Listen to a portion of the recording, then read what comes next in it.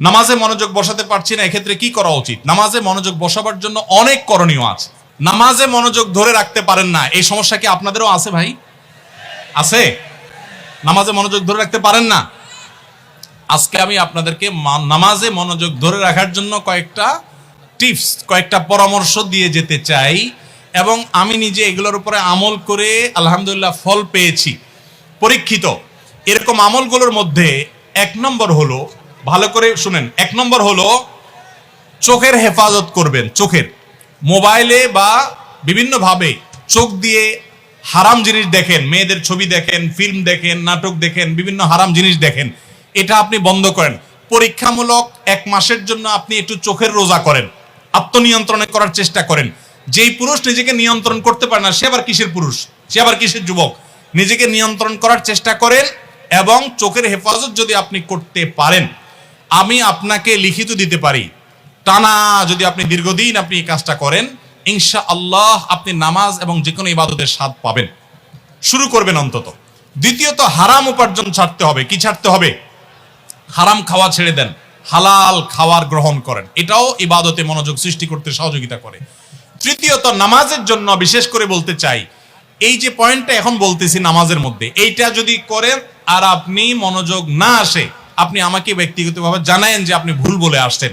আমি আলহামদুলিল্লাহ এটার উপরে নিজে 100% উপকারিতা পেয়েছি, অনেককে পরামর্শ দিয়ে তাদের মধ্যে উপকারিতা পেয়েছি। সেটা হলো, নামাজের টাইমিংটা বাড়িয়ে দেন, অর্থাৎ দীর্ঘ সময় নিয়ে নামাজ পড়েন।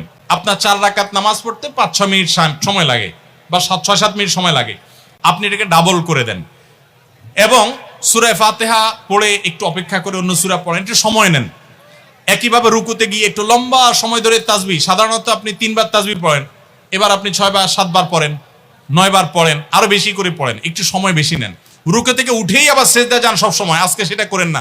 রুকু থেকে উঠে একটু দাঁড়ান, একটু অপেক্ষা করেন, একটু দেরি করেন। নবী সাল্লাল্লাহু আলাইহি সাল্লাম রুকুতে যে পরিমাণ সময় থাকতেন, রুকু থেকে উঠে দাঁড়িয়ে তার কাছাকাছি, কারিবা মিনহু হাদিসের ভাষ্য, তার কাছাকাছি থাকতেন, অথচ আমরা রুকু থেকে উঠেই দৌড় দিই।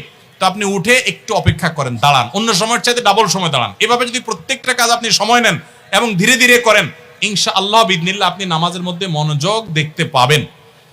3টা গেল। 4 নম্বর হলো, নামাজের মধ্যে যে সূরা কেরাতগুলো পড়েন, এই যে আজকে আমরা 3 কুল সম্পর্কে আপনাদেরকে বললাম, নামাজের দোয়াগুলো, সূরাগুলো, কেরাতগুলো, এগুলোর অর্থটা বোঝার চেষ্টা করবেন। তাহলে নামাজের ভিতরে ওই অর্থের কথা আপনার মাথায় আনতে পারবেন, আপনার মনোযোগ ধরে রাখতে পারবেন। আর আরেকটা পরামর্শ হলো, ইবাদত এবং নামাজে বিশেষ করে মনোযোগ সৃষ্টি করার জন্য আগে থেকে মনোযোগ নষ্টকারী বিষয়গুলো থেকে সরে আসেন। অনেকে আছে মোবাইল টিপতে টিপতে নামাজে দাঁড়ায়, নামাজে ঢোকার আগে, মসজিদে যাওয়ার আগেই মোবাইল সুইচ অফ করে ফেলান এবং এরোপ্লেন মোড করে ফেলান, যাতে করে মেসেজ আসলেও টের না পান। ইনশাআল্লাহ দেখবেন মনোযোগ আসবে। সেই সাথে আল্লাহর কাছে দোয়া করবেন। একটা দোয়া শিক্ষা দেই, প্রত্যেক নামাজের পর, 5 ওয়াক্ত নামাজের পর আমার নবী সাল্লাল্লাহু আলাইহি ওয়াসাল্লাম এই দোয়াটা নিয়মিত পড়তেন, আমরাও পড়ার চেষ্টা করব।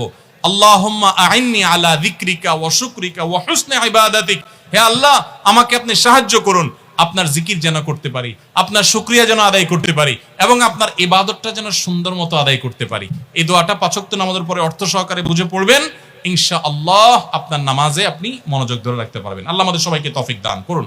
নামাজের মজা এমন এক জিনিস ভাইরা, আমাদের নবী সাল্লাল্লাহু আলাইহি ওয়াসাল্লাম রাতে যখন নামাজে দাঁড়াতেন, পা ফুলে যেত, রুকুতে যেতেন না, এত সময় ধরে কিরাত পড়তেন, মজা পাইতেন। আর আমাদের কাছে নামাজটা এটা বোঝা, পড়ে শেষ করতে পারলে আমরা বাইরেতে পারলে জান বাঁচে, কারণ মজা পাই না। এই জন্য নামাজের স্বাদ আনার জন্য, মনোযোগ সৃষ্টি করবার জন্য এই আমলগুলো আমরা লক্ষ্য রাখবো। আল্লাহ তৌফিক দান করুন।